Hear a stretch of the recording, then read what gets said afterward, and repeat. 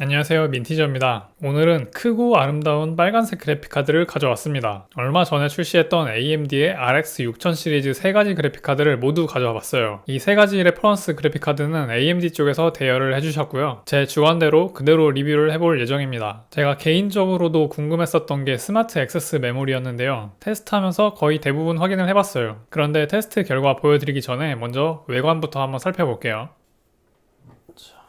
지금 제가 들고 있는 게 RX 6900XT인데요. 이 6900XT가 제일 최상위급 그래픽카드긴 하지만 요거 말고도 요 옆에 있는 6800XT나 아니면 6800도 똑같이 되게 엄청 묵직합니다. 그리고 이 백면 백플레이트가 이 알루미늄으로 되어 있는 것 같은데 이 부분에 열이 엄청나게 올라옵니다. 작동 중에 제가 만져보려고 했는데 손으로 못 만질 정도로 뜨겁게 열이 올라와요. 그런데 GPU 온도 자체는 꽤 양호하게 나옵니다. 전체적으로 봤을 때는 굉장히 마감이 단단하고 좀 깔끔하게 되어 있어요. 이 그래픽카드 위쪽에는 라데온이라고 글씨가 써져 있는데 이게 작동 중일 때는 여기 불빛이 들어와요. 그러면 외형은 간단하게 알아봤고요. 그러면 성능 테스트 결과 보여드릴게요. 테스트에 쓰인 부품은 이렇게 구성을 했는데요. CPU는 오버클럭 없이 순정 상태로 진행을 했으니까 참고해주시면 될 것 같아요. 테스트에 쓰인 게임은 총 3가지인데요. 첫 번째는 워치독스 리전, 그리고 두 번째는 섀도우 오브 더 툼레이더, 그리고 세 번째는 토탈워 3국입니다. 워치독스는 레이트레이싱 성능 확인을 위해서 넣었고요. 모든 테스트는 각 게임에서 선택할 수 있는 최고 옵션으로 진행을 했습니다. 먼저 풀 HD 해상도에서의 테스트 결과입니다. 지금은 레이트레이싱은 끈 상태의 결과고요. 6가지 그래픽카드의 결과에서 가장 눈에 띄는 거는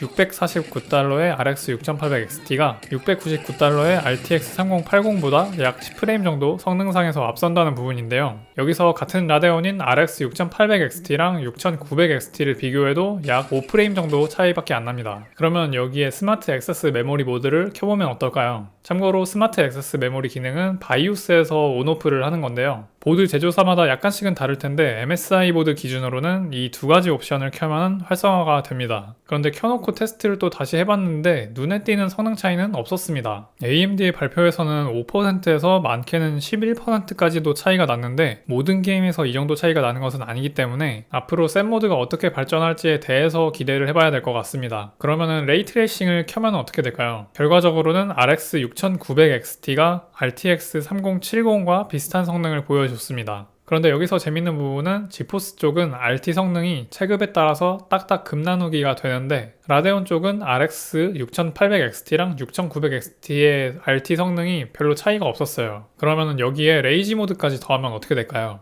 참고로 그런데 노말 RX 6800은 레이지 모드 선택을 못해요. 아드레날린을 켜보시면은 이쪽에 우리말로는 경렬이라고 되어 있는 게 레이지 모드인데 6800에서는 활성화가 안 돼 있습니다. 그래서 6800XT랑 6900XT의 결과만 보여드릴게요. 그런데 보시면은 레이지 모드까지 해도 성능 차이가 별로 없습니다. 아무래도 스마트 액세스 메모리나 아니면 레이지 모드 같은 부분이 힘을 쓰려면은 게임 개발 단계에서부터 제작사랑 협업을 해야 되는 부분이 아닌가 하고 생각을 하게 됩니다. 그래프로 그려보면 이렇게 표현이 되는데요. X축을 레이트레이싱 유무로 나눠봤어요. 딱 보면은 드는 생각은 풀 HD에서 라데온이 깡 성능은 좋은데 확실히 레이트레이싱은 밀린다 정도로 보면 될 것 같아요. 그런데 지포스 쪽은 DLSS가 있으니까 이 부분도 절대 간과하면 안 되겠죠. 그러면은 QHD 해상도에서는 어땠을까요? QH에서도 거의 똑같은 결과를 보여줬습니다. 깡 성능은 라데온이 좋고 그리고 레이트레이싱은 지포스 쪽이 좋아요. 툼레이더에서도 비슷한 결과가 나오긴 했지만 풀 HD에서는 그래픽카드 간의 성능 차이가 적어져서 노멀 6800과 그리고 6900XT의 프레임 차이가 14 정도밖에 안 나요. 하지만 여전히 6800XT는 지포스 RTX 3080을 약간이나마 앞서고 있는 모습입니다. 하지만 이 정도면 거의 똑같다고 봐야죠. 그래도 QHD에서는 평균 프레임은 똑같은데 하위 1%는 조금 앞서고 있기는 하네요. 그러면 토탈워 3국에서는 어땠을까요? 토탈워 3국도 풀 HD에서는 6800XT가 RTX 3080을 이기긴 했지만은 QHD로 가니까 RTX 3080 쪽이 프레임이 조금 더 올라왔어요. 고해상도로 갈수록 몇몇 게임에서는 지포스 쪽이 조금 더 유리해지기는 하는 것 같더라고요. 그런데 제 생각에 아직까지는 4K로 게임을 원활하게 돌릴 수 있을 만큼 그래픽카드 성능은 못 따라오는 것 같아요. 그래서 결론적으로 라데온 그래픽카드 살만하냐고 물어보면은 다른 거 말고 RX 6800XT는 가성비로 괜찮다고 봅니다. 지금 지포스나 라데온이나 물량 자체가 없어서 가격 자체가 너무 들쭉날쭉하기 때문에 비교 자체가 의미가 없을 수도 있지만 MSRP 기준으로는 RX 6800XT가 649달러 그리고 RTX 3080이 699달러로